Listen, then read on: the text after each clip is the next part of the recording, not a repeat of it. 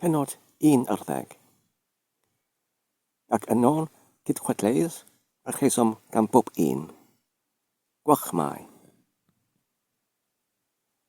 Hyderwn fod gan y darllenydd syniad lled gywir erbyn hyn am parthythrydd at yn garch Mr Owen Plas Uchaf ac am gymeriad prif o trych ein hanes. Dichon y tair o chrau fod y fath fester a'r fath lafuriwr yn anaml yn Cymru. Rhaid adef nad ydynt mor aml ac y gellid ddim un o, ond hynny amaint am gymeriadau Cymraeg ac y gellir cyfarfod a'i cyfelyb bob dydd yn ein gwlad. Oedd hwn wedi bwriadu ar y dechrau. Geisio gwneithio'r effeithiaeth yma yn drych o gymeriad meistri a gweithwyr Cymreig am pob gysylltiad ac agwedd ac sydd yn ein hynodi fwyaf, ond cynfyddwn yn ar fod y terfynau o ran meister a osodasom i'r gwaith wedi dyfod i'r pen eisoes ac fod yn rhaid i ni adael allan amryw bethau ac y bwriadwyd eu trin yn y dalennau hyn. Dichon, mae'n anhawdd fyddai'n cael golwg cywerach ar gymeriad Llafurwr Cymreig nac oedd y bwrdd yn gegin y meithdi ar ôl noswylio. Caiff y darllenydd gybolwg ar hws a gydweithwyr yn yr agwedd honno yn awr. Yr ydym yn gorfod bod yn fysiog gyda hyn mwyn tynnu at y diwedd cyn gyndedd ac y gallwn. Roedd cyffro difar diwedd y gyhaf wedi mened hebio ac am pen deuddydd ar ôl y lweledd ar gai mawr Plas Uchaf, roddodd y gaeaf arwydd dysbwth fod yntau am hawlio ei orsedd am dybor. Daeth yn diwydd dymeslog, heb neb yn dyswyl hynny ac ymgasglodd gweision am brynion Plas Uchaf o gwmpas y tân coed dan y siemdau fawr agored i aros swper. Hei lads, a bu un o'r gweision. Lwsoch chi am ned ochros a wyl y bryn, da was damynenydd. Do, atebodd gwas arall. Mi glywys i bod nhw ar ei sbri bydd ar ôl bod yn boddi'r cynhaiaf. O ran hynny, mi gwelys i nhw yn darfan y fyddau fawr eich nos ar eich cefn hyn gynderiog. Mi fio gesti i mi a munud i gwffio hefo Ned. Roedd ond rhaid gas o hyd eisio i rhywun gwffio hefo fo, ac mi yfodd glasiad i erbyn tynnu ffrai. Wel, Owen, beth nes ti? Dari ti ddim gwffio? Mae'n Ned yn ddyn cryf ofnadw, ac mi feddar handloi derdain reit del. Ie, ond y merched hefo fo, ebe Owen, ydy i fod o mor chwanog i gnoi. A fo frathodd glist Will Jones tyddyn bach, mi faswn ni wedi dreo fo o'n i bain i fod o mor ffond o gnoi. Ydy wneithos yn gall iawn i beidio medlaeth ddim a fo Owen eber hwsmod. O'r hwn oedd yn hen o'r gall, gwledig cryf a sober wedi gweled llawer tro ar fyd. Mi fydd ni'n digon o ffôl pan yn oedi i feddwl na fedrwn i ddim bod yn llanc heb gwffio a bob man. Dyma'r achos fod gymaint o greithiau arnoch chi mae'n debyg, ebe un o gweision. Mi glywais i dad yn dweud lawer gwaith sut y byddwch chi'n chwapio'r llanciau cryfach ar hyd a fferiau ac am pob meeting degwm. Sut fio hi ar argu llun mawr mynydd Paris stalwm.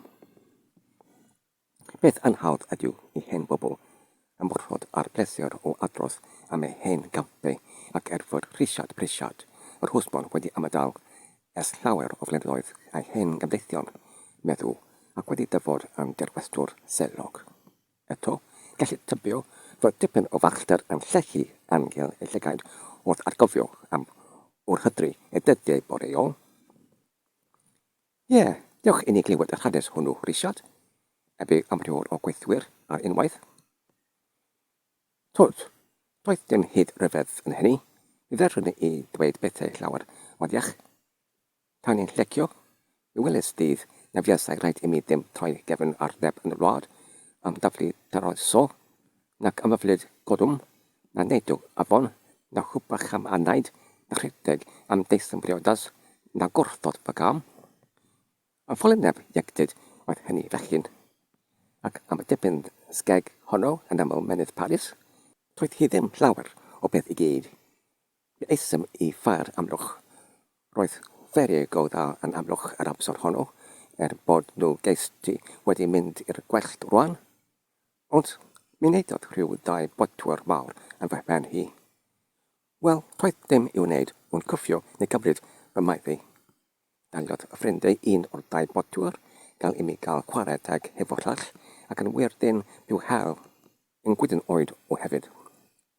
Mi geffys gryn drafferth hefo fo, ond mi gwneithsym I ond digon llonydd cyn pen 4 awr, ond toedd na byw na marw I mi heb dreio'n bardo y wedyn, ar oedden yn gwaeddi fel mochyn ar ôl y ffatal gyntaf, ond waith hynny na chwanag, doedd dim llawer o blwg yn yr ail. Dwi slap go dda o wnaeth iddo waeddi gildings am I fywyd. Fi oedd pen dyn y ffair wedyn ac mi faswn yn cael hanner dwsyn o hogiau yn berched yn gariadyn glec, ac erbyn gyda'r nos roedden ni'n wedi dechrau bedwi. Wel, I chi, mi cychwynnis adra tuag 8 o'r gloch ac roedd yn rhaid I mi fynd trwy fynydd Paris. Mae'n yno 2 lyn mawr o dŵr copar a wal fawr yn rhedeg rengdyn nhw argau I wneud un llun yn 2. Roedd yn rhaid I mi fynd dros yr argau yma, a phen oedden ni ar ei chanol hi, mi welwn dyn yn dwad I fy nghyfarfod ac mi dachbygais glywed sŵn traed yn dwad ar fôl I hefyd. Troes fy mhen ac gwelwn 1 o'r 2 botwr yn dwad gan y ffastiad ac y medra fo. Ac ar y fan yma, y potwr arall oedd yn dwad I fy gyfarfod.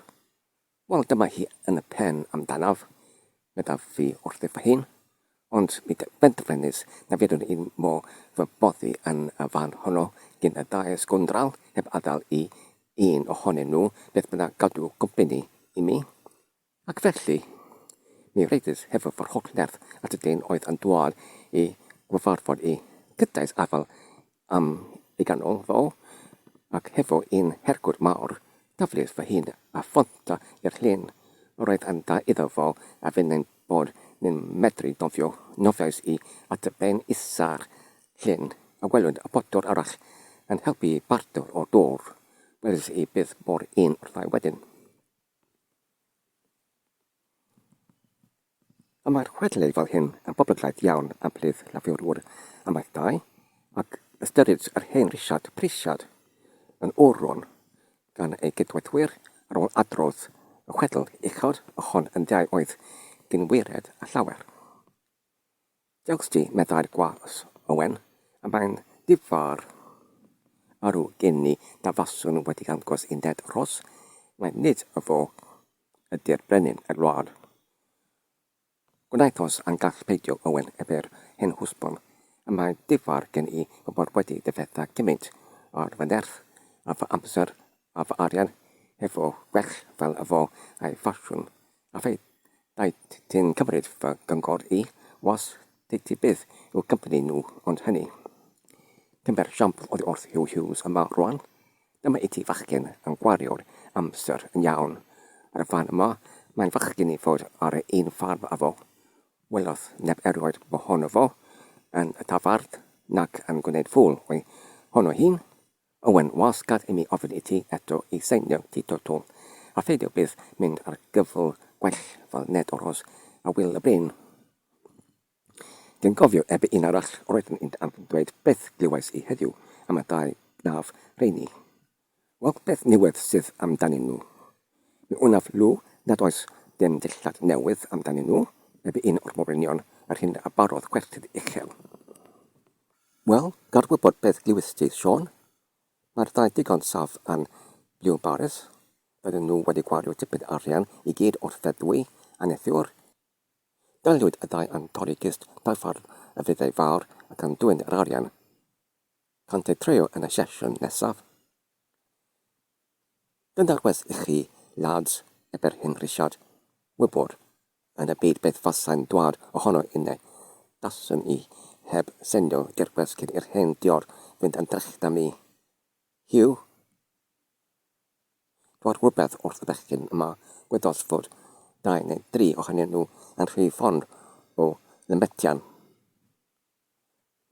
Rydwydd wedi bod yn ceisio perswadio Owen a Sean lawer gwaith. Ebe Hugh Hughes i roi Henry o'r dirwest i ymwrthod â'r cwmpani drwg i brynu llyfr i defnyddio hori sicr i darllen ac i rodi eu harian gweddill hebio erbyn amser a ddaw. Wir, lads, daw bydd dim dawn ni o fyned i'r tarfennau a gostraffu amser yn ofer a lodian gwirion a chlodian dar nos fel y mae rhai ohonoch chi'n gwneud. Nid oes Llanci yn yr hollwad yn cael gymaint o amser ac ydym ni, o ran mae Mr Owen yn lyfio i ni noswylio'r gynnyrch ac yn rhoi mwy o fantaision i ni, nag a rhydd un Mr yn y sir i'w gwestiwn. Ac wir, mi fydd fy ngalon un frifor aml o'r weled Owen siog yma yn gwaed o hamser a cyflogi mewn oferedd wangedd. Bydd yn adifar gennych, lads, brandwch dipyn hynach, edrychwch a rhisiad prisiad o ran. Dyma chwi hen o'r yn ôl ei gyffes ei hun, sy'n dyledus i sobrydd am ei fod rwan yn y sefyllfa yma.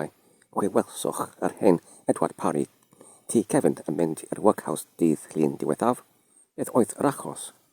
Dim ond yfed, roedd ganddo fiwliolaeth daclus unwaith, ond aeth drwy ei dipyn arian a dyma fo yn y workhouse rhan yn digon gwal ei lun.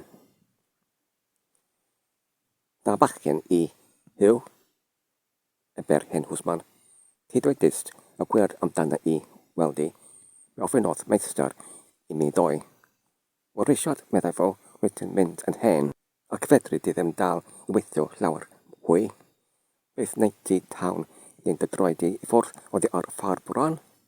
Wel, mister, meddai bennau, bydd am bio drwg gen i, ond rydyn treio prytoer ar gyfer beth felly trwy'r fwyw swper a chynel, faint sydd ers pan wyt ti'n diwrestwr, meddai fo. 20 blynedd a 6 wythnos union y bwn unnau.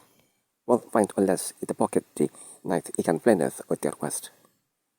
Hyn, sir, roedd yn arfer gwario ceiniog a dimau bob noson waith am gwrw a thar ceiniog pris peint wyddoch pwpsil heblaw rhagor ar amser gwyliau o sport. Wel, sir, meddyn nhw'n pan seinis i dirwest, mi dentfyrneis rhoi'r pres reni i gyd hebio hefo gilydd yn rhaid saf o danglo. Ceiniog a dimau bob diwrnod gwaith o wythnos yn gwneud 9 ceiniog a thar ceiniog ar y sil. Dyna swllt yn yr wythnos. Swllt yr wythnos ydy 4 swllt y mis. 4 swllt y mis ydy 2 bint ac 8 swllt y flwyddyn. A cyfri ddim ond 12 mis 4 wythnos am pob blwyddyn. Ac wrth gyfri 4 wythnos arall, dyma 2 bint a 12 swllt. Mi roeddais hynny hebio pob blwyddyn am 20 blynedd, sir. Medwn i wrth mister. A fan daeth yr 20 blynedd i ben, mi eis i gyfri arian ac roedd yno 12 bint a 20, sir. A dyna sylt yr wythnos am 6 wythnos wedi cael i roi atyn nhw wedyn, ac felly mae gen i'n 12 pint a 20 a 6 swllt. Dyma un dioni wnaeth dirwest i mi. Wel, rhisiad, meddai'r mister, mae'n da gen y calon i glywed hynna, ac rwy'n meddwl am adael i ti gael gorffusor lled fian bachach. Rhaid i ti prynu tar biwch paenta 100 bori o'r fydder i am ddim, a chei dythau di a gardd yn dirent, felly rhwng y byth a daw'r gwarthig i ti. A ddipyn o bethau eraill, gellu fyw'n rhaid dyserius heb gweithio mor galed. Dyna i chi Llanci beth ydy gwerth bod yn diwestwr. Ie, ebe Hugh Hughes, heblaw y fentais a mae'r byw'n sobor yn rhoi i dyn gasglu gwybodaeth gwrteithio feddwl ac ennill carictor da yn y byd. Llanci, dewch at eich swper meddai un o'r morenion. Gwrdd pawb yn ebrydd gan ystedd ar fenci o amgylch bwrdd onen hir, braf, wedi ei ysgwrwr nes roedd yn ysgleinio ac yn dydrych gen wyned ac eira unos. Dodwyd crochan mawr ar y bwrdd yn yr hwn roedd uwd, rhynion, amygu ac yn pwffio fel i'w croesawu i ymdigoni. Oedd bicyn, sef Lester Pren gyda clust ortho a chi cyrch bychan glow am bob bicyn wedi ei osod ar gyfer bob gweithwr, a phob bicyn yn 3/4 lawn. O lefryd, tew, digymysg, a lliwiau o bren, daethyn yn gorwedd wrth orcher bicynau. Nid oedd Owen a gwas at y brocan gan dechrau llenwi y letr ac ywr, ond wedi dorth brisiad o'r hwn oedd anestydd wrth ben y bwrdd. Yn enw bob rheswm Owen, pryd y dysgu di fandarth dwad. Rwyt wedi bod yma ers dros 3 mis, ac yn fy myw fedra fi ddim cael gen ti aros heb neidio at y pwyd cyn i rhywun ofyn bendydd. Dydy i ddim am proffesor, ond mae gen i barch i grefydd, a liciwn i ddim byta pryd o fwyd heb un ai gofyn bendydd fy hun neu i rhywun arall ned. Yw gofyn di bendydd was. Gwnaeth Hughes hynny yn syml a dirodres.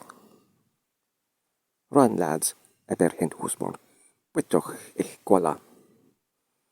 Yn wirwyrsiad ebe Owen, rhaid i chi fadau i mi. Mi fy'n am gwenu mor hir mewn llefydd nad oes bydd wedio na gofyn bendydd na darllen ynddyn nhw, nes am bain anodd i mi gofiwch dill chi yma. Ond wir am bain hiliau fel hyn yn digon a gwneud i dyn dyngu treo beidio felly na bod yn gwyllt, ond hynny. A dyma fwyd iawn ydyn ni'n gael. Nid fel yw't blad gech tennau, gwal hefo llaeth enwyn, a hwnnw yn gwell da glastwr, fel fe mynd gael am 2 dymor am tan y mynydd ebe Siôn o gwas arall, gan daflu lliwiaid o uwd i lawr i'w felyn rhwng bob tamaid. Doedd hi'n di-dotl, Siôn, gofynodd Owen. Dof fi, mynd sebon. Dyma ben. Hwre, gwaeddodd prisiad, aeth safon yn hanner llawn o bwyd. Wedi swper, aeth yn llawenydd mawr yn y lle oherwydd penderfyniad Siôn ac Owen i ddefod yn diwestwyr. Aeth y gweision a'r morynion i adrodd chwedlau gwledig ac datganu caniadau difar, ednes am 4:10. A daeth Mr Owen ei briod a'i unig ferch i'r gegin a Bibl mawr Peter Williams dan ei gysal i cadw y dyletswydd cyn i bawb fynedu orffus. Llawniochodd ar amaethwr yn fawr pan glywodd am benderfyniad Owen a Siôn. Wedi darllen Pennod, rhoddodd yr hyn pennill hwnnw i ganu. Y westlyn eto i barhau, dydygyreddau tirion. Rwan Hugh, dos i weddi was y ber amaethwr. Gweddiodd ein harwr yn derach ac arfer y doson honno, heb yn cofio ambil ar ran y 2 lanc.